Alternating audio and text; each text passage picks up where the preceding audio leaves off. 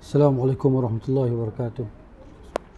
إن الحمد لله نحمده ونستعينه ونستهديه ونستغفره ونعوذ بالله من شرور أنفسنا وسيئات أعمالنا. من يهده الله فلا مضل له ومن يضلل فلا هادي له. أشهد أن لا إله إلا الله وحده لا شريك له وأشهد أن محمدا عبده ورسوله صلى الله عليه وعلى آله وأصحابه وعلى كل من اهتدى بهديه واستنى بسنته واقتفى أثره إلى يوم الدين. أما بعد، اللهم رب اشرح لي صدري ويسر لي أمري واحلل عقدة من لساني يفقه قولي.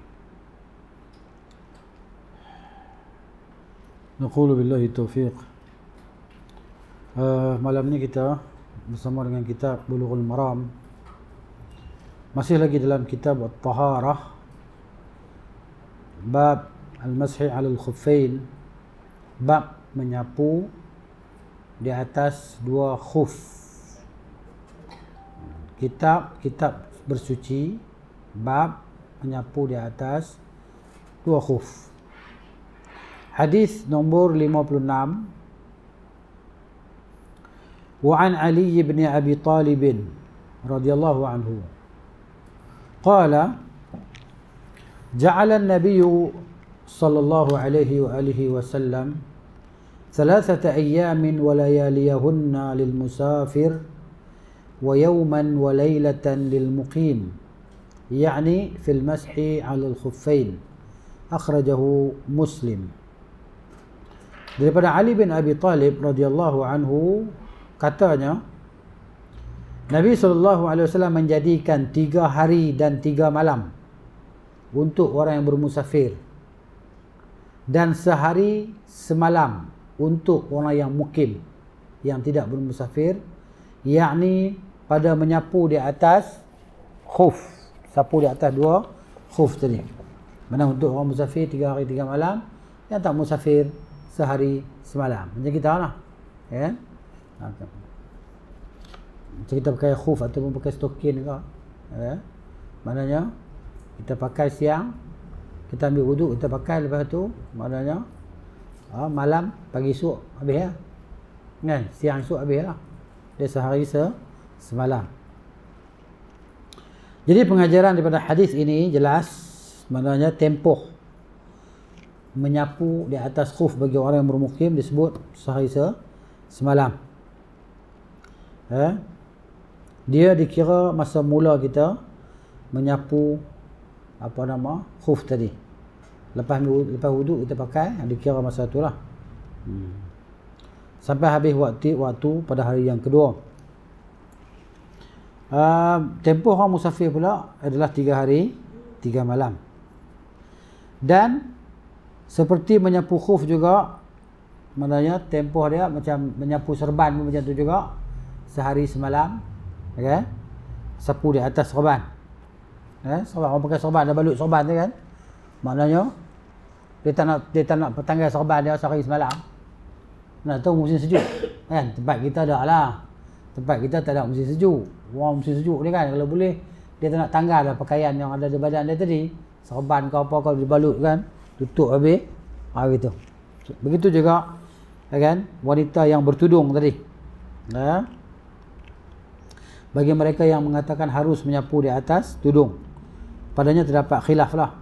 Yang rajihnya adalah diharuskan untuk wanita menyapu di atas tudungnya, kan? Boleh sapu di atas tudung. Syarat dia ambil wuduk sempurna agak lah kan. Nanti maknanya dia boleh, bila dah ambil wuduk, dia boleh sapu di atas tudungnya. Tapi maknanya wanita nak ambil wuduk, dia kena bawah tudung dia lah. Macam mana atas tudung nak ambil wuduk kan? Maknanya dia muka dari sini, jadi macam mana ambil wuduk? Kan? Begitulah. Ataupun dia tarik tudung dia gitu, basuh muka, untuk berwuduk.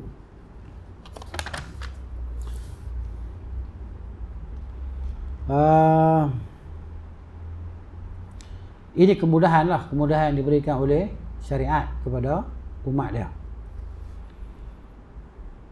Hadis yang ke-57. Wa an Thawban radhiyallahu anhu qala ba'atha Rasulullah sallallahu alaihi wasallam sariyatan fa amarahum an yamsahu 'ala al-'asaibi yani al-'amaim wat tasakhin yani al-khifaf. Rawahu Ahmad wa Abu Dawud wa sahahahu al-Hakim. Daripada Thauban radhiyallahu anhu, dia kata Rasulullah SAW mengutus satu pasukan tentera, sariyah, satu pasukan kecil lah, tentera. Maka Nabi SAW menyuruh mereka untuk menyapu di atas al-asaib. Asaib ni kain ikat kepala ni lah, serban lah, serban. Al-amaim, serban. Begitu juga at-tasakhin, yakni al-khuf ataupun sarung kaki ke, kasut ke, yang menutup sampai di atas buku lali tadi. Jadi kita lihat di sini perintah, ya, tapi perintah bukan menunjukkan kata wajib, bukan wajib. Maknanya Nabi SAW nak beri kemudahan, bukan wajib lah, harus. Dia hanya diharuskan.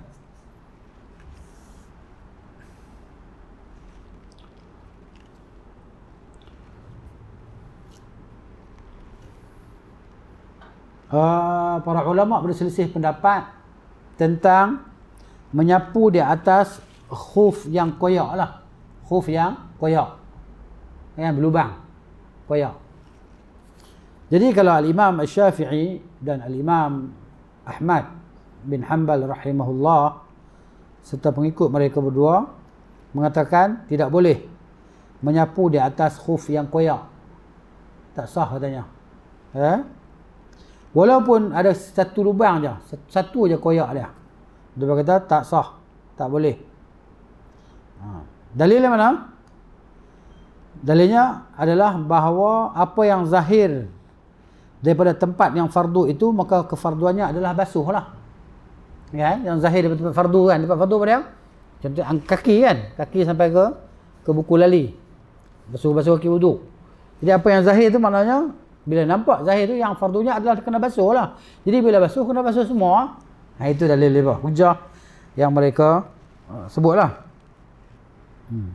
Jadi apa yang tertutup, maka yang fardunya adalah menyapu. Jadi tak boleh nak himpunkan antara basuh dan sapu. Sama ada basuh saja ataupun sapu saja. Jadi kalau nak sapu, kita jangan koyak. Ini dalam mazhab Al-Imam Syafi'i dan juga mazhab Al-Imam Ahmad. Tapi kalau Abu Hanifah dia kata pula tidak boleh menyapu di atas khuf kalau lubang tu sekadar 3 jari. Koyak khuf tu 3 jari ataupun lebih. Kan boleh tengok letak jari dia 3. Maknanya dia kena basuh. Tapi kalau tegak 2 jari dia tak apa lagi lah. Kan? Ini ijtihad Imam Abu Hanifah rahimahullah. Adapun Imam Malik dia kata tak sah disapu kalau lubang tadi banyak. Lubang khuf tadi banyak dia kata. Jadi yang hak kata banyak ni siapa? Uruf lah. Uruf ni maksudnya masyarakat dia tengok tu banyak lubang ni tak sah ni. Orang tengok betul ni tak sah ni. Begitu orang tengok. Itu di sudut uruf lah. Assalamualaikum warahmatullahi wabarakatuh. Adapun Syekhul Islam Ibn Taimiyah rahimahullahu taala, dia memandang bahawa harus menyapu di atas khuf yang koyak. Selama mana dia masih lagi nama khuf. Kalau tidak nama khuf, dia tak boleh lah. Bila masih lagi nama dia khuf, maka boleh disapu di atas khuf yang koyak tadi. Itu juga mazhab al-imam yang para imam yang sebelumnya, seperti mazhab Al-Thawri, yakni Sufyan, al-Imam Sufyan bin Thawri, yang wafat pada tahun 161 Hijrah, yang lahir pada tahun 97 Hijrah. Betul juga mazhab Ishaq bin Rahawayh, yang lahir pada 161 wafat pada 238 Hijrah. Begitu juga Ibn Munzir, begitu juga Al-Auza'i. Ini daripada mutaqaddimin. Mereka berpendapat bahawa kalau koyak khuf tadi boleh disapu di atasnya selama mana dia masih lagi nama khuf. Ini maknanya khilaf di antara ulama. Jadi kalau kita nak pegang dengan pendapat Imam Syafi'i tadi, lubang sikit tak boleh ya? Tak payah sapu. Dia kata Syekhul Islam rahimahullah, pendapat ni yang paling sahih, dia kata. Kan? Pendapat yang paling kuat.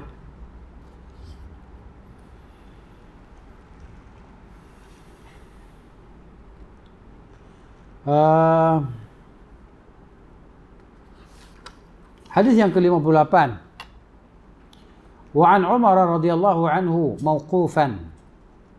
Daripada Umar radhiyallahu anhu hadis mauquf. Apa dia makna hadis mauquf? Hadis yang sampai kepada sahabat saja. Sahabat kata, sahabat buat, ni sahabat kata lah, Umar dia kata. Dia tak sandarkan kepada Nabi sallallahu alaihi wasallam. Itu dipanggil sebagai hadis yang mauquf, terhenti sampai sahabat saja. Maknanya bukan sampai Nabi kata. Jadi kata Umar begini. Umar tak kata Umar kata Nabi SAW. Itu hadis marfu'. Hadis mauquf kata Umar. Wa an Umar, daripada Umar tu, wa an Anas marfu'. Kalau hadis Anas pula marfu'. Jadi Umar dia tak sebut Nabi SAW. Dia kata. Dia tak kata aku dengar Nabi SAW. Dia tak kata macam tu, dia kata hadis, disebut hadis. Jadi mana Anas dia sebut Nabi SAW. Jadi hadis yang sama, hadis marfu'. Marfu' ni maksudnya kata Anas kata Nabi SAW, ataupun dia kata aku dengar Nabi SAW bersabda. Idza tawadda'a ahadukum falabisa khuffaihi. Apabila seseorang kamu berwuduk lalu dia memakai dua khuf, pakai khuf, sarung kaki. Falyamsah alaihima, maka dia sapulah di atas keduanya, wal yusalli fihima, dan dia solatlah pada keduanya, wala yakhla'huma insya'a, dan dia janganlah dia menanggalkan kedua-duanya itu jika dia menghendaki, illa min janabatin, kecuali daripada janabah, junub. Tapi hadis ni hukum dia, kata Syekh ni hukum dia syaz. Hadis syaz. Syaz ni masuk dalam kategori dhaif. Hadis syaz makna dia apa? Hadis syaz orang yang siqah, yang terpercaya, maksudnya yang dipercayai, siqah, meriwayatkan hadis, tapi hadis dia bercanggah dengan orang yang lebih siqah daripada dia, yang lebih kuat daripada dia, bercanggah. Maka hadis dia tak diterima. Diterima hadis orang yang lebih kuat apabila berlaku percanggahan. Tidak apapun hadis ini adalah dia yang dhaif. Tapi dalam bab falyamsah alaihima itu disapu ke atas, itu maknanya disebut oleh hadis yang lain yang kita dah baca sebelum ni. Kemudian hadis yang ke-59, wa an Abi Bakrah. Abi Bakrah ni gelaran dia lah, gelaran kepada Abu Bakrah, bukan Abu Bakar. Bakrah ni maknanya translate dalam bahasa, dia translate dalam bahasa kita dia panggil apa? Dia panggil itulah orang putih kata puli. Dia takal tu kan, yang nak ambil air dalam perigi lah apa tu kan ada macam roda tu kan. Buat tali, tarik. Senanglah nak angkat beban yang berat. Roda tu kan. Itulah dia bakrah. Itulah dia bakrah. Janganlah bahasa kita panggil apa? Takal. Gimana sama? Kan? Itu bakrah. Jadi Nabi SAW panggil dia ni Abu Bakrah pada hari Nabi kepung tembok Taif tu kan, Taif. Nabi kata siapa yang turun serah diri selamat. Dia turun macam mana? Dia turun pakai roda ni ya. Dia turun pakai roda ni, zoom, turun ke bawah kan. Jadi dipanggil dia daripada hari itu Abu Bakrah. Bapak tu lah, bapak roda tu kan. Nama dia Nufai' bin Al-Harith Al-Thaqafi. Nufai' bin Al-Harith Al-Thaqafi, daripada kabilah Al-Thaqafi. Radiyallahu anhu. An Nabi sallallahu alaihi wasallam annahu rakhasa lil musafir 3 ayyamin wa layaliyahunna وللمقيم يوما وليلة إذا تطهر فلبس خفيه أن يمسح عليهما. أخرجه دارقطني وصححه ابن خزيمة. Ya, dari Abu Bakar radhiyallahu anhu daripada Nabi SAW bahawa baginda memberi kelonggaran. Baginda memberi kelonggaran kepada orang yang bermusafir selama 3 hari 3 malam, dan untuk orang yang bermukim yang tak pergi mana-mana, kan, selama sehari semalam apabila dia bersuci, apabila dia berwuduk, dia bersuci kan daripada hadas, lalu dia memakai khufnya, dia pakai stokinnya atau pakai khufnya, bahawa dia boleh menyapu ke atas kedua khuf tadi. Syarat dia wuduk bersih dulu lah. Wuduk dah tak ada hadas lah. Tak ada hadas. Ya. Gitu.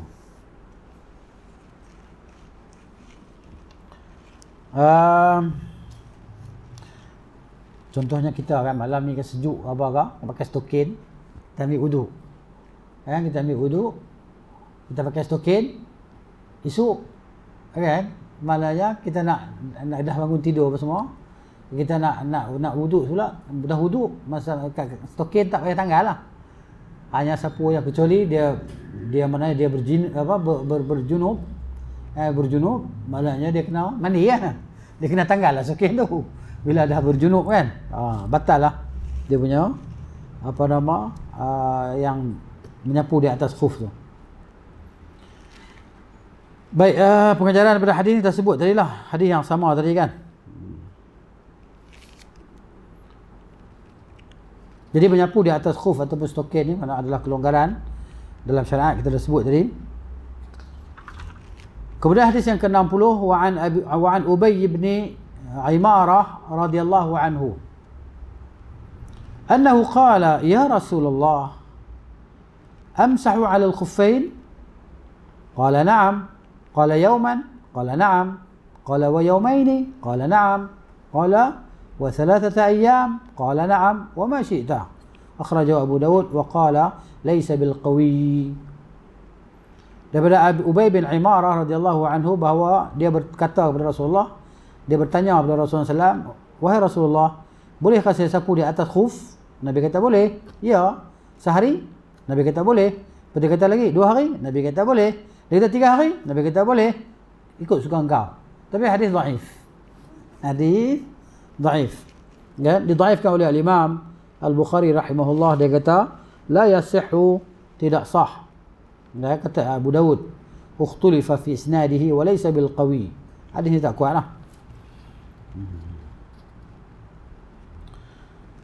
Baik, di sini Al-Imam Ibn Hajar rahimahullahu ta'ala dalam kitab ni Bulughul Maram, dia tidak menyebut tentang menyapu di atas al-jabirah. Al-jabirah ni apa dia? Bandage ataupun kain yang kita balut. Orang kata apa? Tangan kita luka ke, patah ke, simen ke, kan? Begitu. Maknanya kalau luka kan, ambil kain balut. Jadi di sini Ibn Hajar dia tak sebut hadis tu. Tak sebut. Ini hadis terakhir. Hadis yang ke-60, hadis terakhir dalam bab menyapu di atas khuf. Jadi Ibn Hajar rahimahullah dia tak sebut tentang menyapu di atas kain yang dibalut yang kain yang dibalut di atas luka tadi kan, ataupun patah ke apa ke, nak seumpamanya.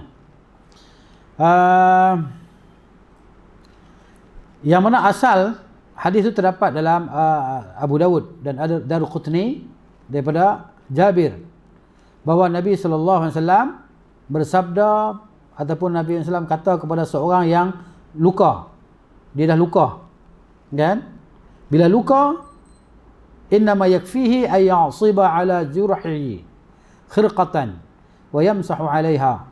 Maknanya hanya memadai untuknya untuk membalut lukanya. Dia balut luka kan, dan dia sapu di atas kain tadilah.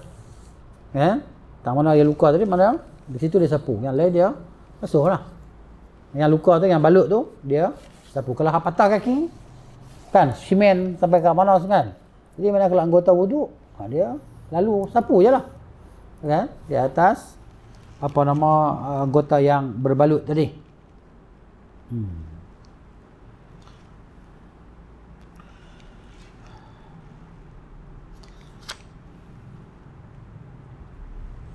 Baik,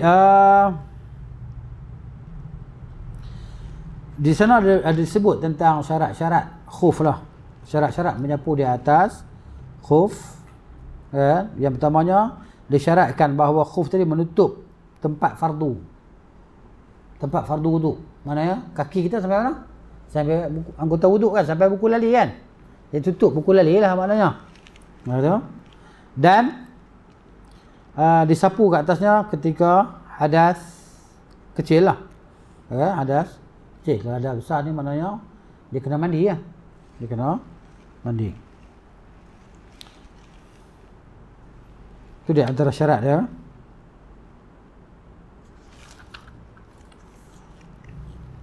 Adapun al-jabirah tadi maknanya balutan luka ataupun patah tadi kan, kalau dia berjunub macam mana, takkan dia nak tanggal benda tu. Kan? Maknanya dia mandi wajib. Tempat hak luka, hak balut tadi dia tak payah basuh lah. Dia hanya sapu je lah. Sapu di atas kain yang balut luka dia tadi ketika dia mandi junub. Kan?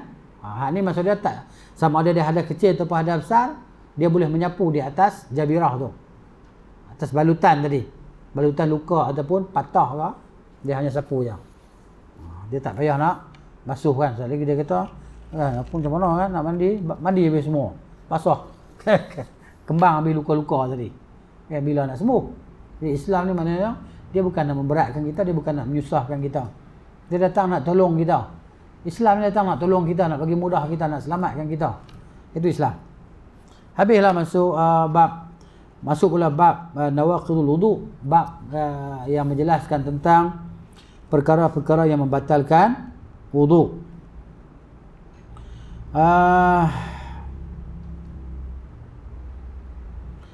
Jadi sebelum tu kita ambil dia punya ringkasan sikit, kesimpulan dia sebelum kita baca hadis tadi tentang perkara yang membatalkan wudu ni. Ada dua bahagian lah, ya. Yang pertama, hadas sendirilah yang membatalkan wuduk tadi. Dia sendiri yang membatalkan wuduk dia, hadas. Yang kedua, sebab. Dia disebut tentang sebab-sebab. Yang pertama, perkara-perkara yang boleh mendatangkan wuduk tadi jadi batal. Macam sebab tu dia kata seperti tidur, kanaum, wal mas ataupun menyentuh. Jadi dalam mazhab Syafi'i, al-mas maksud dia menyentuh wanita yang halal dinikahi lah, maksud dia isteri dia, kan? Begitu. Dia dalam mazhab Syafi'i, tapi ada perbahasan lah lepas ni insya-Allah. Kan? Jadi antara perkara yang membatalkan adalah pertama disebut al-ghaid. Al-ghaid ni buang air besar lah. Buang air besar batal wudu. Ini dengan nas Al-Quran dan juga nas hadis. Nas Al-Quran dia dalam surah An-Nisa ayat 43 dan surah Al-Maidah ayat 6. Boleh cek nanti. Kemudian baul. Baul ni kencing lah, buang air kecil. Ya, batal wudu. Yang ketiganya keluar madhi. Al-madhi ni ta'rif dia ma'un raqiqun yakhruju 'inda syahwati. Air keluar, air mazi kan. Semua kita kenal air mazi tadi. Keluar ketika syahwat, maka dia membatalkan wudu. Kemudian darah istihadah, kan? Darah istihadah batal wudu. Kemudian tidurlah. Tidur yang maknanya tidur yang nyenyak. Ini juga ada perbahasan dalam mazhab Syafi'i, dia tidur yang tidak tetap papan punggung. Okey? Tapi ada perbahasan lepas ni insya-Allah tentang perkara yang membatalkan wuduk tadi. Ini disebut secara ringkas lah. Kita tengok hadis dalam bab. Hadis dalam bab yang perkara yang membatalkan wuduk daripada Anas. An Anas bin Malik radhiyallahu anhu qala, kana ashabu Rasulillah sallallahu alaihi wasallam ala ahdihi yantaziruna al-isya'a hatta takhfiqa ru'usuhum thumma yusalluna wa la yatawadda'un. Akhrajahu Abu Dawud wa sahahu Ad-Darqutni wa asluhu fi Muslim. Daripada Anas radhiyallahu anhu, dia kata adalah sahabat Rasulullah sallallahu alaihi wasallam, ini para sahabat di zaman Rasulullah sallallahu zaman Rasulullah SAW, mereka menunggu solat Isya. Sehingga maknanya kepala mereka tadi tersengguk-sengguk ataupun macam tu. Takhfiqu ru'usuhum, jadi macam tu. Okey? Ngantuk. Siang kerja kat kebun. Letih kan? Pergi bajak lah, apa nama, buat kebun tadi letih. Penat. Solat. Pergi sembahyang dengan Nabi SAW. Isyak pula. Nabi sembahyang lewat. Nabi tak sembahyang awal. Waktu dia. Jadi sementara dia nak tunggu Nabi SAW keluar pada rumah dia sembahyang isyak tadi. Ya, nak keluar pada bilik dia Nabi SAW.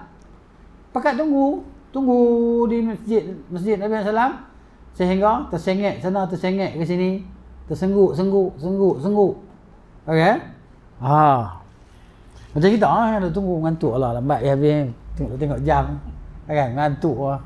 Kalau time kita mengantuk, time kita tak mengantuk tak apa. Kopi pun tak ada. Kan habis stok. Baik. Jadi kemudian mereka solat. Nabi SAW keluar untuk solat isyak. Mereka pun solat dan mereka tidak berwudu. Pada hari ini pakat tersengguk-sengguk lah. Tersengguk-sengguk kan. Jadi maknanya macam mana faham daripada hadis ini? Hadis asal dalam Sahih Muslim. Jadi yang pertamanya nak cerita dekat kita, faham hadis ni, tidur yang sedikit lah tidak membatalkan wudu. Tersengguk-sengguk. Macam kita kat masjid lah hari Jumaat kan. Sungguh. Tapi kita dengar bila imam dia cakap apa, dengar. Taklah sampai kan. Mengeruh apa kan. Bunyi kroh kan. Taklah sampai macam tu. Dia duduk dengar lagi. Dia bukan naumun amiqun, bukan tidur yang maksudnya nyenyak. Tapi kalau tidur yang nyenyak membatalkan wudu. Tapi kalau mazhab Syafi'i kalau nyenyak pun tapi tak papan punggung duk macam tu ya, tak terangkat. Ni kalau batal lah. Kan? Terangkat dah. Papan punggung dia tadi. Mazhab Syafi'i. Tapi berlaku satu peristiwa saya baca dalam kitab apa nama? Syekh masyhur tentang apa nama? Perkara-perkara tentang apa nama? Sifat solat tadi kan. Perkara-perkara yang dilakukan oleh orang yang dalam solat tadi, tajuk lupa dah. Dia sebut itu kisah orang ni sembahyang Jumaat. Dia sembahyang Jumaat, dia tidur nyenyak. Lepas tu apa nama, kawan dia sebelah dia tidur nyenyak. Lepas tu kawan dia kentut. Dalam masa nak tunggu tengah khutbah, tengah tunggu solat Jumaat tadi, kawan dia kentut, batal wuduk lah. Jadi dia beritahu kawan dia, kawan nak bangun solat Jumaat, jadi dia beritahu, dia kata, kamu dah batal wuduk. Dia kata, aku tak batal lah. Dia kata batal lah, sebab kamu kentut tadi. Dia kata, aku tak kentut. Dia kata, betul kamu kentut. Mana ada kentut? Kamu yang kentut. Dia kata. Dulu aku berpegang dengan pendapat tidur dengan tetap di depan punggung tak batal wuduk, dia kata. Tapi hari ni berlaku di sebelah aku. Orang yang tidur nyenyak, tidur tetap depan punggung, kan? Maka dia kentut dan dia tak mengaku tadi dia kentut. Dia kata aku pula, kamu yang kentut, dia kata. Lepas tu aku kata orang tidur nyenyak batal wuduk, dia kata. Sebab apa? Al-ainu wika'as sahi. Al-ainu wika'us sahi, maksud dia mata ni dia macam pengikat. Pengikat tau tak? Bila kita kejam lena terbuka. Bekas tu terbuka dalam perut kita tadi, dia keluar apa kita tak sedar dah. Kentut apa kan? Jadi tak sedar dah. Itu kita batal wudu. Kalau dah tidur macam tu pergi wudu lah, apa masalah dia. Kan? Tapi tak aku ikut mazhab Syafi'i ni. Aku tak ada masalah apa. Gitu. Kemudian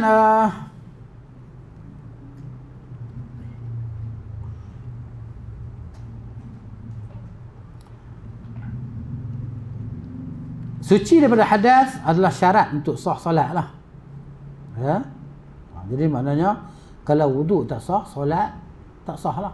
Bila dah ada hadas, solat tak sah. Dan hadis juga menjelaskan kepada kita istihbab ayu akhira al-isya, yustahabbu ayu akhara al-isya'u. Dianjurkan dilambatkan solat isya. Dan waktu yang akhir itulah maknanya waktu isyak yang afdal lah kalau boleh lah. Kan? Tapi kalau kita sembahyang jemaah di masjid, sembahyang awal waktu, kita ikutlah sembahyang awal waktu. Jangan kata aku sembahyang akhir waktu lah, sembahyang seorang-seorang. Terlepaslah fadilat berjemaah tadi. Hadis juga menjelaskan tentang kesungguhan para sahabat radhiyallahu anhum nak tunggu solat tadi. Dia tak mau luput solat jemaah. Kalau balik pakai lena. Kan? Sebab mengantuk sungguhlah kalau balik memang terlena.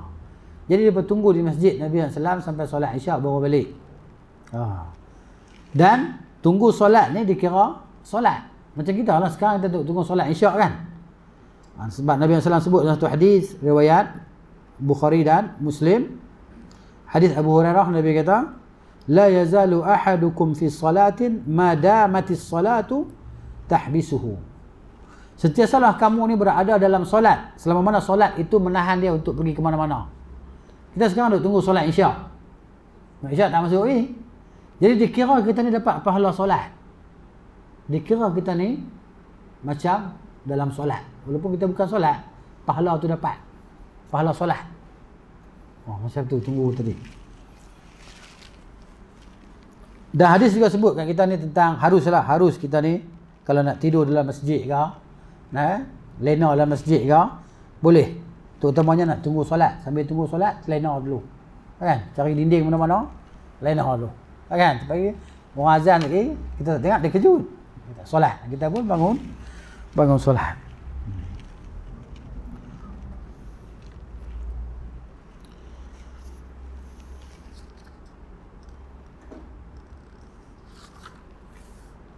Hadis yang ke-62 wa an Aisyah radhiyallahu anha qalat ja'at Fatimah bintu Abi Hubaysh ila Nabi sallallahu alaihi wasallam faqalat ya Rasulullah inni imra'atun ustahadu fala athhuru afa ad'u as-salata qala la inma dhalika 'irqun wa laysa bihaydin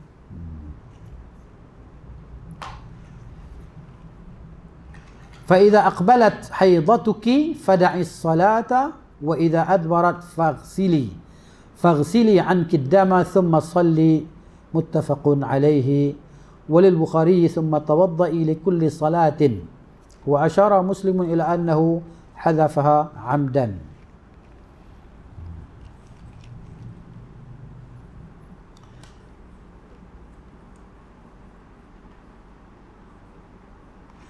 Baik, daripada Aisyah radhiyallahu anha dia kata datang Fatimah binti Abu Hubaysh.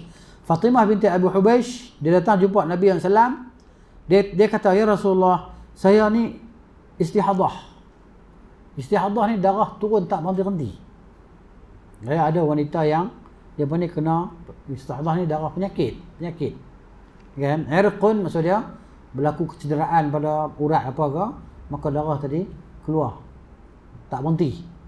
Dia bukan haid. Dia istihadah. Kadang-kadang sebulan dia mari. Ada orang yang kedua 3 bulan. Dia kata aku ni seorang wanita yang istihadah, maka aku tak suci. Fala athur, darah tu tak kering, tak habis, turun dia. Adakah saya kena tinggal solat? Sebab dia faham ialah orang yang keluar darah tadi kena tinggal solat, tak boleh solat. Wanita haid tak boleh solat dan tak boleh qada solat. Dia pun tak boleh solat dan tak boleh qada solat. Wanita haid. Tapi kalau puasa dia pun kena qada. Puasa tak boleh, tapi kena qada. Solat tak. Tinggal macam tu solat, tak ada qada. Jadi Nabi SAW kata tak boleh tinggal solat. Kena solat. Ini darah keluar ni. Hanya saja demikian itu adalah irqun. Irqun daripada sebab infijar min irqin. Maksudnya urat yang cedera macam itulah. Darah keluar sentiasa. Walaysa bihaidin, dan ia bukan darah haid, kata Nabi SAW. Nabi tahu mana? Wahyu lah. Apa yang Nabi cakap itu adalah wahyu. Allah Ta'ala beritahu kepada Nabi SAW. Ya? Tapi apabila datang masa haid kamu, sebab darah istihadah dia boleh dibezakan dengan darah haid. Darah istihadah ni macam darah luka biasa, merah luka. Darah istihadah, darah haid ni dia hitam pekat gitu kan. Najis. Apabila datang waktu haid kamu, tinggalkan solat, Nabi kata. Fada'is salata. Dan apabila waktu darah haid tadi dah pergi, wa idza adbarat faghsili anki dam, basuhlah daripada engkau darah, tersebut, summa sholli, kemudian solatlah. Ya, pakai apa, pampers ke apalah, solat. Hadis muttafaqun alaih. Kalau dalam Al-Bukhari, Nabi SAW kata apa? Kemudian kamu berwudu bagi setiap kali solat. Setiap kali nak solat, wudu. Wudu. Maknanya, kan? Jadi ini kelonggaran yang diberi oleh Islam. Macam tu juga orang laki-laki yang ada penyakit apa? Silsilatul baul. Silsilatul baul ni kencing tak berhenti keluar. Ataupun orang yang kencing dalam paket, dalam bag. Kan? Dia ada pipe kan? Ayam kencing dia duk pi tu ya. Dia ni tak boleh tinggal sembahyang, dia kena sembahyang. Dan sebagai orang memang dia tak sembahyang walaupun dia lebay. Pasal puasa sembahyang, aku nak sembahyang macam mana? Tak nampak najis dalam plastik ni. Macam mana? Sembahyang kena solat.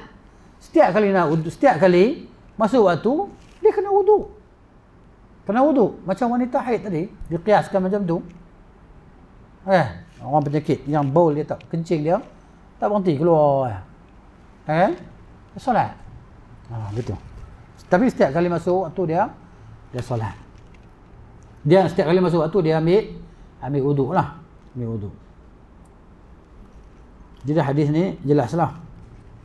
Pengajaran dia setiap yang keluar daripada dua jalan tadi, kan, adalah membatalkan bagi wudu. Di antaranya darah lah, keluar darah. Jadi ia adalah ijma' ulama lah, ijma' ulama. Dia batal wudu. Yang keduanya, darah istihadah bukan haid. Dia darah yang ada sebab dia keluar tadi, darah penyakit dia panggil. Ya. Adapun darah haid dia keluar daripada dasar rahim al-mar'ah ataupun wanita. Jadi dia kata sini atibba atau para doktor depa menyebut tentang sifat darah istihadah, an innahu damun ahmar musyriqun khafif. Darah istihadah ni dia warna merah terang. Dia bukan merah pekat. Laisa dha ra'ihatin, tak ada bau apa. Kan? Adapun darah haid aswadun thaqil, hitam dan pekat. Lahu ra'ihatun muntinah, bau dia busuk. Beza antara haid dan istihadah. Jadi hukum orang yang istihadah ni, dia tidak melegahnya daripada sesuatu pun untuk beribadat, baca Quran ke, solat ke, kan, tawaf ke apa ke. Maknanya dia jaga darah dia tidak meleleh tumpah atas ni kan. Dia maksud dia gitu. Tidak seperti orang yang haid. Sebab Nabi SAW tidak memberi kelonggaran kepada Fatimah binti Abi Hubeish untuk meninggalkan solat ketika datang haid dia, datang istihadah dia. Nabi suruh dia bezakan antara dua darah tadi. Sebab darah keluar tak berhenti. Tapi bila sampai tempoh haid dia akan keluar darah haid. Habis tempoh haid keluar darah istihadah.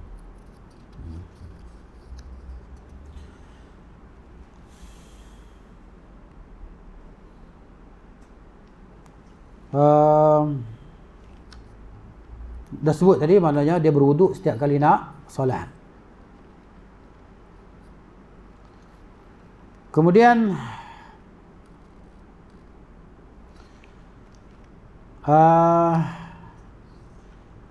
dalam hadis terdapat perintah untuk menghilangkan najis.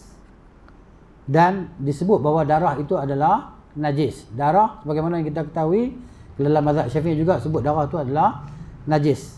Dan disebut, dia kata ini adalah ijma'. Kan? Tidak ada yang menyelisihi kecuali sangat jarang ataupun syaz. Tapi kalau kita tengok balik macam Syekh Al-Albani rahimahullah, dia sebut dalam kitab Tamamul Minnah, kitab dia kata kalau kita nak samakan darah haid dengan darah yang lain daripada darah anak-anak Adam ni, darah manusia ni, kan, ataupun darah haiwan yang boleh dimakan, kalau kita nak samakan, kata Syekh, maka dia kata macam tak betul, macam tak benar, tak tepat. Kenapa dia kata? Kerana dua perkara. Yang pertama, tak ada dalil. Tidak ada dalil di atas demikian itu daripada Al-Quran ataupun daripada As-Sunnah, daripada hadis, ya, yang menyebut tentang darah selain pada darah haid itu adalah najis. Tak ada dalil. Bila tak ada dalil, maka dia kembali kepada asal lah. Dia panggil bara'atuz zimmah. Asalnya tak najis lah. Okey, itu yang pertama kata dia. Yang keduanya dia kata bahawa ini bercanggah dengan apa yang sabit di dalam hadis, ya, terutamanya darah orang Islam. Darah orang Islam. Hadis Al-Ansari, seorang sahabat Al-Ansari radhiyallahu anhu yang dia tu solat. Dia solat dalam keadaan darah dia meleleh. Ya. Yang mana Nabi SAW suruh dia ni berjaga dengan kawan dia. Jaga. Masa waktu perang ni. Takut musuh serang. Jadi dia kata ke kawan dia, kamu tidurlah. Aku jaga. Jadi bila dia jaga, dia tak duduk saja. Dia semayang. Dia solat. Bila dia solat, musuh daripada jauh panah. Panah. Badan dia. Kena panah. Maka dia terus semayang tadi. Kan? Dia kena panah, dia terus semayang. Dia tak nak berhenti. Dia nak tamatkan semayang dia. Dia bila takbir sampai dia bagi salam. Maknanya solat bukan solat fardu pun, solat sunat. Tapi dia biar. Dia bila dah kena panah, dia tahan. Kena panah lagi, dia kena tahan. Darah keluar. Sampai dia tak tahan, dia pun jatuh. Dah. Baik. Jadi dia solat. Kemudian bila dia kena panah tadi, dia cabut, darah meleleh. Ya. Kemudian dia rukuk dan dia sujud. Dan dia teruskan solat dia juga. Dia kata di sini, wa huwa yamuju daman, darah dia keluar daripada badan dia. Sebagaimana disebut oleh Imam Al-Bukhari ta'liqan. Hadis tu ta'liq, hadis mu'allaq. Hadis mu'allaq ni dia sebut, dia tak sebut sanad, kan? Begitu. Tapi Imam Ahmad dalam riwayat dia sebut sanad. Dan disebut dalam Sahih Abu Daud juga. Dan hukumnya hukum marfu' hadis tu. Jadi dia kata mustahil lah Nabi SAW tak tahu, sedangkan Nabi ada di situ. Kalau Nabi SAW tahu, jadi maknanya kenapa Nabi tak beritahu dia solat kamu batal? Sebab la yajuz ta'khirul bayan an waqtil hajah. Tak boleh kita melambatkan penjelasan di luar waktu keperluan. Waktu tu kena cerita, waktu tu juga, waktu tu berlaku, waktu tu kena cerita. Ya. Dan agak mustahil Nabi SAW tak tahu bahawa sahabat tadi kena panah dan darah keluar. Dan Nabi tahu dia solat. Bila Nabi tahu, Nabi tak kata solat kamu batal. Nabi tak kata macam tu. Ya. Jadi kalau darah yang banyak keluar daripada badan dia tadi membatalkan wuduk, nescaya Nabi SAW beritahu dekat dia. Kan? Nabi tahu pada para sahabat. Dan kali bila kamu dah keluar darah pada badan, kamu tengah solat, maka berhenti solat, kerana solat kamu batal. Nabi tak kata macam tu. Sallallahu alaihi wasallam. Jadi maknanya saya nampak wallahu taala alam, ini hujah yang kuat yang menjelaskan bahawa darah kita ni selain daripada darah haid tidak najis. Wallahu alam, ni khilaf. Dalam mazhab Syafi'i disebut najis. Sudahlah. Tapi kalau kita boleh baca, kita boleh faham lebih, maka kita tahu kan antara hukum ni, kita boleh bezakan mana yang lebih kuat, kan? Maka ikut kita lah dengan apa yang kita belajar dalam masalah fiqh. Dan berlaku kekhilafan, dia panggil khilaf yang mu'tabar. Kalau orang tu tak kata najis, tak ada masalah apa, tak ada perbalahan. Itu cerita dia. Begitu juga haiwan darah, haiwan yang boleh dia makan dagingnya, yang halal dagingnya tadi. Abdullah bin Mas'ud radhiyallahu anhu disebut oleh Syekh Al-Albani dalam kitab Ahkam Al-Janaiz hadis, ya, bahawa Abdullah bin Mas'ud dia sembelih unta pada hari kurban. Dia sembelih unta, kan baju dia mercik kena darah unta tadi. Bila masuk waktu solat, dia pergi solat. Dia tak tukar, dan tak disebut dalam riwayat bahawa dia balik tukar baju dia dan dia balik mandi kemudian dia solat, tak sebut pun. Dia pergi solat dalam keadaan badan dia, baju dia tadi kena darah unta. Kalau darah unta najis, saya maknanya dia akan pergi basuh, mandi. Kalau dia tak buat macam tu, sahabat lain tegur dia. Padahal Abdullah bin Mas'ud ni faqih, kan, di antara kibar sahabat yang besar lah, maksud dia yang alim dalam bab fiqh tadi, kan, Abdullah bin Mas'ud radhiyallahu Ini sedikit penjelasan lah. Sedikit penjelasan tentang darah tadi. Beza antara haid dan darah lainnya. Wallahu ta'ala alam. Tapi kalau kita rasa tenang, hati kita kata, memang najis lah. Kan? Tak masalah lah. Yang berpegang dengan mazhab. Kan? Contohnya mazhab Imam Syafi'i, dia kata, maknanya darah semua najis. Ya? Tak masalah lah. Begitu. Tapi bagi orang yang kata tak najis tu, selain daripada darah haid tak najis, maka itulah dia. Darah manusia dan darah haiwan yang halal dimakan. Itulah dia hujah mereka. Wallahu ta'ala a'lam. Kemudian yang ke-63, hadis yang ke-63, wa an Ali bin Abi Talib radhiyallahu anhu qala, kuntu rajulan madza'an فأمرت المقداد أن يسأل النبي صلى الله عليه وآله وسلم فسأله فقال فيه الوضوء متفق عليه واللفظ للبخاري.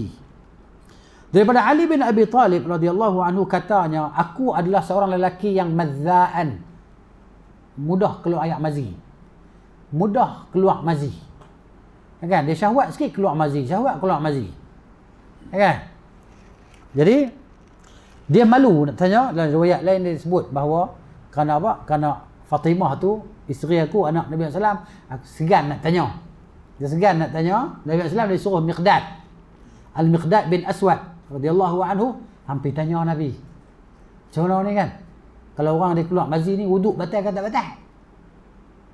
Kan Miqdad pun pergi tanya Nabi SAW. Maka Nabi jawab, fihi al-wudu', padanya kena wuduk lah. Keluar mazi batal wudu. Hadis muttafaq alaih. Sepakat Al-Bukhari dan Muslim dalam meriwayatkannya. Dalam riwayat lain dia kata apa? Fastahyaitu an as'ala Rasulullah sallallahu alaihi wasallam. Dalam lafaz Muslim dia kata limakani Fatimah. Aku malu. Fastahyaitu, aku malu nak tanya Rasulullah SAW. Kenapa? Kerana Fatimah tu anak Nabi SAW. Aku malu segan lah. Kan? Dia suruh orang lain ditanya. Macam kita lah, kalau kita malu nak tanya, kita suruh orang lain tanya. Ataupun kita buat soalan, kita tahu kawan saya tanya, padahal kita nak tanya. Kan? Ni soalan daripada kawan saya. Kan? Duduk di kutub utara selatan kau. Nak tanya soalan. Okay, jadi mana dia? Soalan tu daripada dia. Tak ada masalah apa. Boleh ke tak boleh ke? Tak apa. Ataupun dia nak wakil kau, tak suruh orang tanya. Segan. Jangan tak tanya langsung. Kalau segan-segan tak tanya langsung, tak boleh lah. Itu malu yang tercela lah. Malu yang tercela.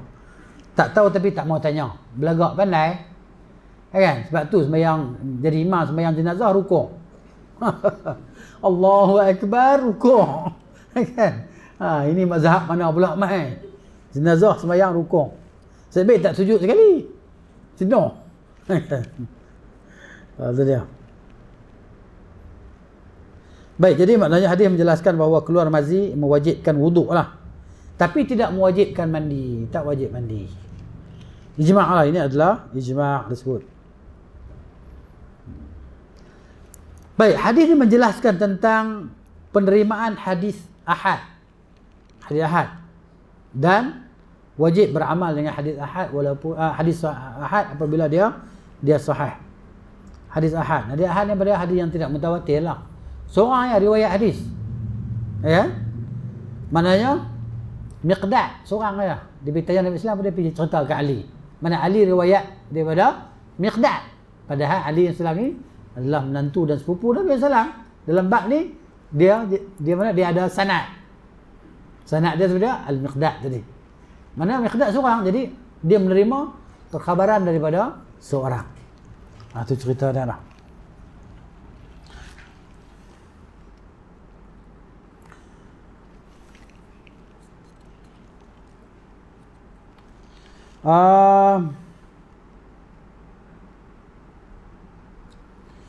Disebut dalam lafaz Muslim. Kan? Dalam lafaz Muslim sebut untuk hadis ni, kan Nabi SAW ada sebut dalam hadis dalam Muslim disebut tambahan dia. Tambahan dia pada kan fihi alwudu ighsil zakaraka wa tawadda. Basuhlah zakar engkau kemudian berwuduklah. Sebab najis. Dan disebut dalam lafaz yang lain, Nabi kata waghsilil unthayain. Apa dia unthayain?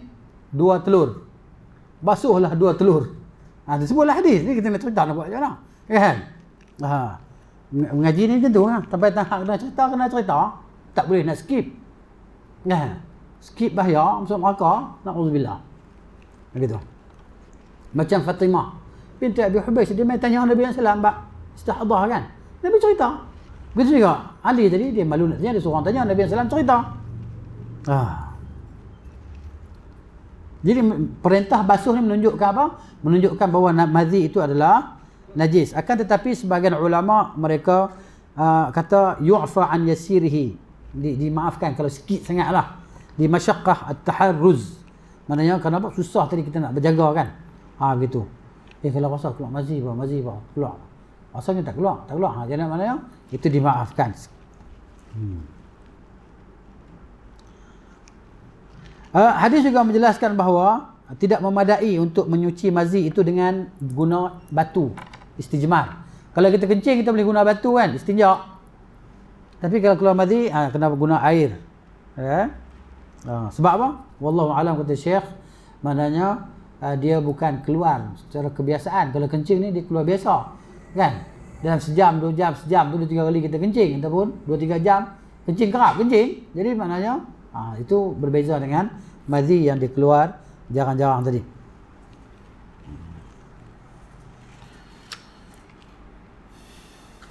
Baik. Kemudian hadis yang ke-64, wa an Aisyah radhiyallahu anha anna Nabiy sallallahu alaihi wasallam qabbala ba'd nisa'ihi thumma kharaja ila as-salati wa lam yatawadda. Akhrajahu Ahmad wa dha'afahu al-Bukhari. Daripada Aisyah radhiyallahu anha bahawa Nabi SAW mengucup sebahagian daripada isterinya. Kemudian Nabi keluar menuju solat dan Nabi tidak berwuduk. Diriwayat oleh Ahmad dan didhaifkan oleh Al-Bukhari. Hadis ini kata Syekh sini dhaif, tapi di antara ulama ada yang mensahihkan hadis ini. Ada yang menguatkan dan mensahihkan hadis ini.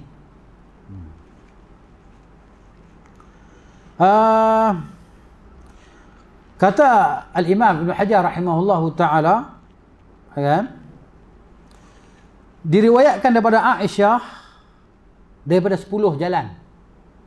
10 jalan diriwayatkan daripada Aisyah, disebut oleh Al-Imam Al-Baihaqi rahimahullah dalam kitab Al-Khilafiyat, dan dia mendhaifkan.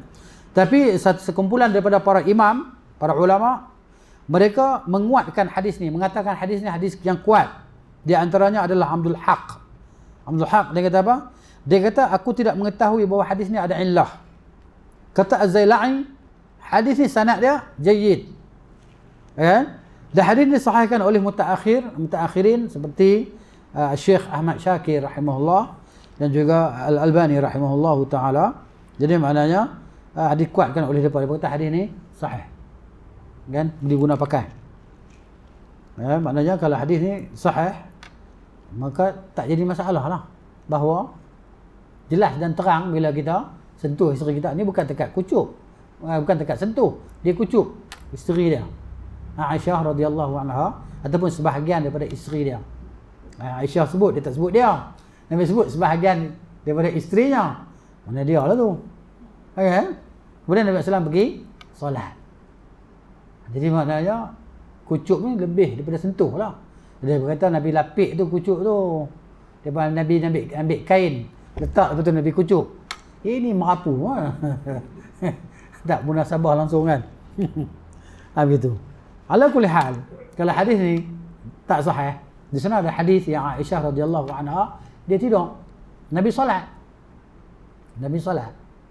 Jadi bilik Nabi SAW ni bukan besar pun, kecil ya. Jadi misalnya Aisyah dia tidur, maknanya di arah kiblat, Nabi SAW solat. Bila Nabi nak sujud, Nabi akan tolak kaki dia tadi, dia pun tarik kaki dia. Nabi SAW sujud. Kemudian bila Nabi SAW bangun, dia unjur balik kaki dia. Kan? Itu antara yang menyebut bahawa Nabi SAW sentuh dia ketika Nabi solat. Dia berkata tu masa Aisyah selimut. Macam dia tahu, kan? Dia pun kata itu dia selimut tu, kan? Mana riwayat kata dia selimut? Tak ada. Tak ada, kembali kepada asal lah. Tak ada masalah apa. Ya? Jadi mana ini berlaku khilaf lah. Kalau kita dalam mazhab Syafi'i, maknanya sentuh isteri kita batal wudu. Dia setakat pengetahuan kita macam tu, cukup lah. Tapi kalau kita dah belajar, kita lebih faham lagi, dah jumpa dalil-dalilnya lagi, Imam Syafi'i kita kalau hadis tu sahih tu mazhab aku. Apa masalah dia? Imam Syafi'i kita, bukan Imam Syafi'i saja kata lah. Semua imam tadi kata, bila hampa tengok hadis tu hadis sahih, itulah dia mazhab aku. Selesai masalah.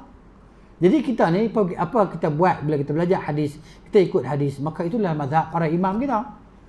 Sama ada Imam Syafi'i atau imam-imam yang lainnya. Jadi kita memang kita declare kita mazhab Syafi'i, tak ada masalah apa. Nah, kita bermazhab dengan mazhab Syafi'i. Tapi bila hadis tu hadis yang sahih, tak ada dalam mazhab Syafi'i, maka kita ikut hadis yang sahih. Itulah dia mazhab Syafi'i. Tak ada masalah apa. Ya? Tak keluar daripada mazhab para imam tadi. Tapi tak bolehlah kita nak taksub sangat. Kalau taksub sangat, maknanya mazhab ni bukan 4 saja. Mazhab fiqh ni bukan 4 saja. Kan? Qila dikatakan, kata para ulama, mazhab fiqh ni lebih daripada 40 mazhab. Jenuh ikut. Lebih daripada 40 mazhab. Hak kita tahu 4-nya. Hak kita kata yang tersebar di mata pelusuk tadi kan, 4 mazhab ni. Syafi'i, Maliki, Hanafi, Hanbali. Ini mazhab Al-Laits, mazhab Ishaq bin Rahawayh lagi, mazhab Al-Thawri, Sufyan Al-Thawri lagi, Al-Auza'i lagi, mana dia? Kan? Jadi maknanya begitu. Ini yang masyhurnya. Sebab anak-anak murid daripada tadi ramai dia tulis fatwa pun kata tersebar. Begitu. Jadi kita kita mengaku kita dalam mazhab Syafi'i rahimahullah taala. Tapi kita tak taksub lah. Tak taksub, tak fanatik. Ya. Gitu. Kalau orang taksub sangat ni, fanatik sangat ni, Imam Syafi'i tak kata apa dia kata Imam Syafi'i kata. Kan? Kita mazhab Syafi'i, kita mesti buat benda ni. Imam Syafi'i tak pernah buat pun. Hang kitab Imam Syafi'i tak pernah baca pun. Kan? Nama Imam Syafi'i pun tak tahu. Tanya. Kan? Kita kena ikut mazhab Syafi'i. Kita Malaysia ni, orang mazhab Syafi'i. Tanya Imam Syafi'i nama apa? Tentu gantui lah. Kata kuat sangat mazhab Syafi'i, nama Imam Syafi'i pun tak tahu. Imam Syafi'i bukan nama dia. Nama dia Muhammad bin Idris. Kitab dia, Kitab Al-Um. Kitab Al-Um tu kan kita tengok merata masjid dah, tapi siapa pun tak baca. Terjemahan. Nak baca pun lah. Ustaz baca pun tak faham. Terjemahan. Kitab kulit hitam tu. Bukan orang kulit hitam. Kitab tu warna kulit dia hitam. Kitab terjemahan Al-Um, terjemahan bahasa Indonesia. Tapi tengok kebanyakan masjid dah kita tulis dekat sini. Kitab Al-Um. Kitab Imam Syafi'i. Suruh baca. Kan? Tak baca pun. Tak baca. Kan? Kata mazhab Syafi'i baca. Baca tak faham. Terjemahan. Nanti kena tengok Arab balik boleh lah. Kalau erti Arab. Itu cerita lah.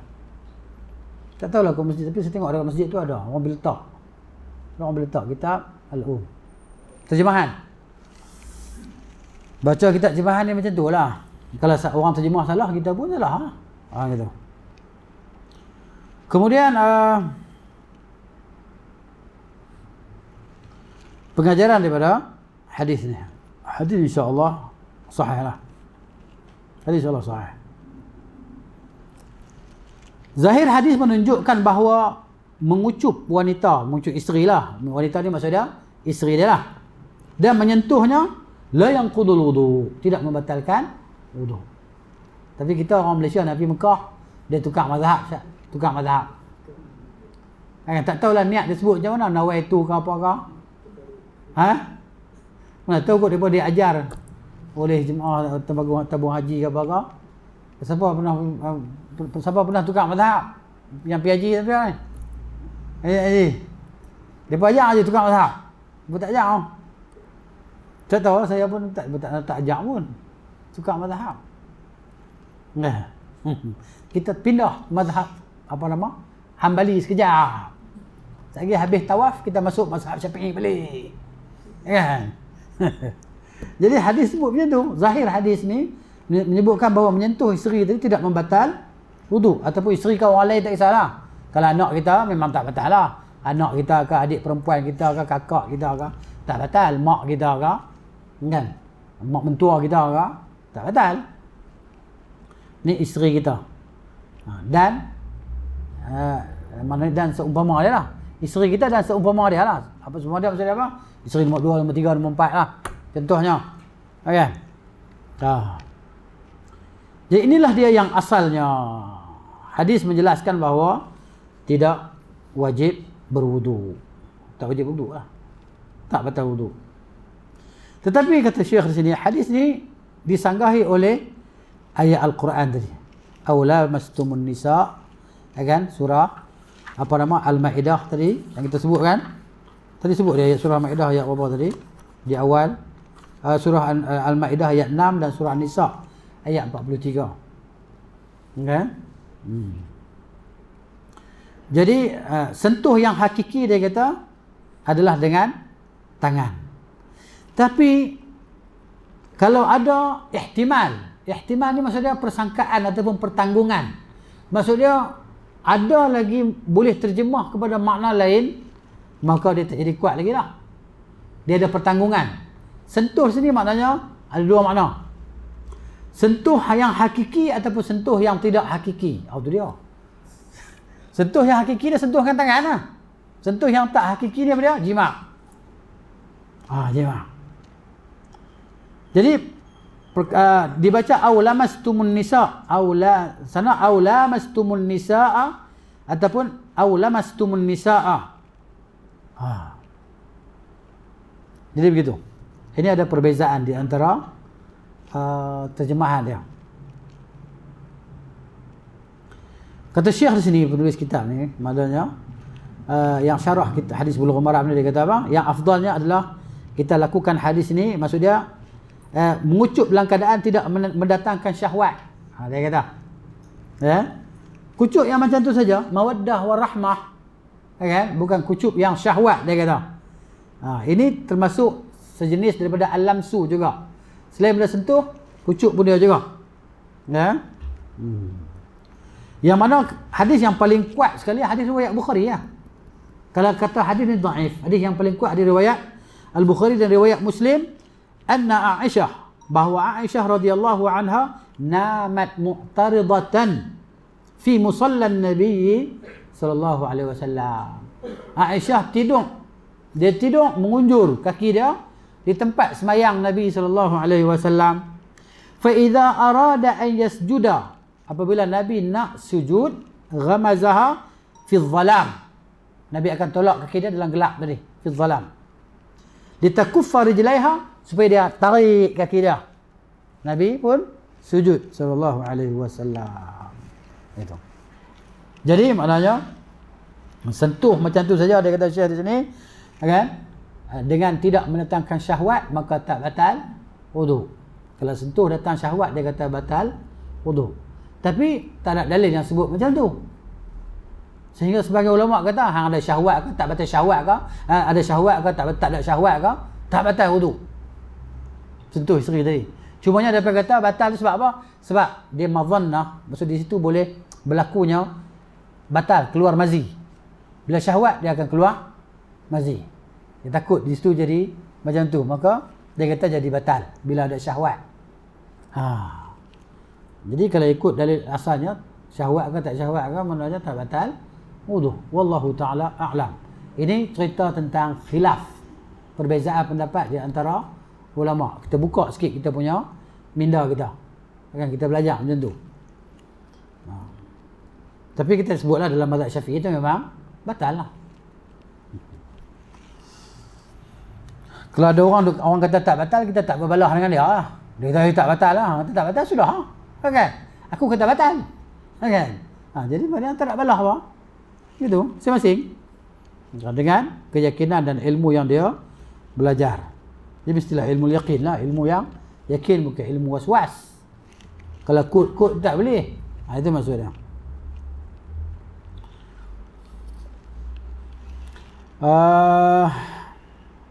Jadi ulama khilaf lah, saya sebut sikit tentang khilaf ulama, adakah dia batal wuduk ataupun tidak, sentuh tadi. Mazhab Hanafi, dia kata kalau sentuh macam tu saja tak batal. Dalil apa? Hadis tadi lah. Hadis dalam Al-Bukhari tadi. Hadis Aisyah radhiyallahu anha yang tidur tadi kan.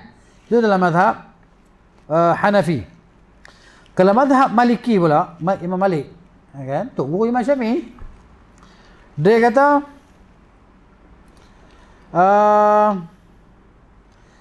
kalau yang apa nama, yang menyentuh tu orang yang baligh, dia sentuh dengan syahwat, kan? Batal wuduk lah. Batal wuduk. Imam Syafi'i kata hang ada syahwat ke tak ada syahwat ke, mazhab Syafi'i kata semata-mata sentuh ya, dengan jari ke, dengan kaki ke apa ke, sentuh ya, tak ada lapik apa, maka habis lah, batal wuduk. Batal wuduk, kan? Tapi syarat maksud dia, mereka ni orang yang boleh kahwin lah, kan? Orang boleh kahwin lah, yang boleh jadi isteri dia, maksud dia gitu. Adapun masyhur, yang masyhur dalam mazhab Imam Ahmad,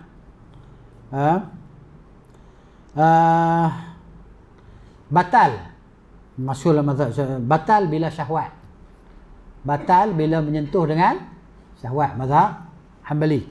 Anak murid Imam Syafi'i, apa masalah dia? Depa ni tok guru dengan anak murid dia. Imam Malik guru pada Imam Syafi'i, Imam Syafi'i guru pada Imam Ahmad. Kalau Syekh ni rahimahullah, maknanya dia bermazhab dengan mazhab Hanbali, maka inilah dia yang dia kata yang paling kuatnya. Sebab apa? Sebab dia kata di situ mazannatu khurujil madhi, maksud boleh berlaku keluarnya madhi bila kita sentuh dalam keadaan syahwat. Sebab tu dia kata batal lah, menghilangkan was-was. Jadi wallahu taala a'lam. Lepas ni pegang isteri tak masalah apa, kan? Ni wuduk sentuh isteri, dia kata oi batal wuduk, awak sembahyang wuduk tak sah ha? Tak batal. Saya pergi mengaji, jawab saya pergi belajar. Awak tak nak pergi belajar, awak tak tahu. Aduh, awak ni mazhab apa ni? Ini mazhab sesat dah ni. Ini dah keluar murtad dari mazhab Syafi'i lah, dia kata. Kita kata itulah mazhab Syafi'i, kan? Pasal mazhab Syafi'i, sebab Imam Syafi'i kata idza sahal hadis fa huwa madhhabi, bila hadis sahih itu mazhabku. Tak masalah apa, kan? Tapi tak selalu cari pasal orang lah, kan? Mengaji baru 2 sudu, nak pergi ajak orang nak telagah dengan orang ni ngarut, kan? Jadi begitu. Wallahu taala a'lamu bis-shawab. Jadi kita belajar cara belajar lah maknanya, kan? Orang belajar, jadi maknanya orang yang tak belajar dia musuh bagi orang belajar. Pasal apa? Sebab dia tak tahu, orang hak buat tu tahu, maka dia kata depa ni sesat lah. Jadi orang hak belajar dia tahu kata benda tu tak sesat. Itu beza dia, kan? Wallahu taala a'lamu bis-shawab. Ada soalan tak? Tak ada, kita berhentilah. Subhanakallahumma wa bihamdika asyhadu an la ilaha illa anta astaghfiruka wa atubu ilaik. Assalamualaikum warahmatullahi wabarakatuh.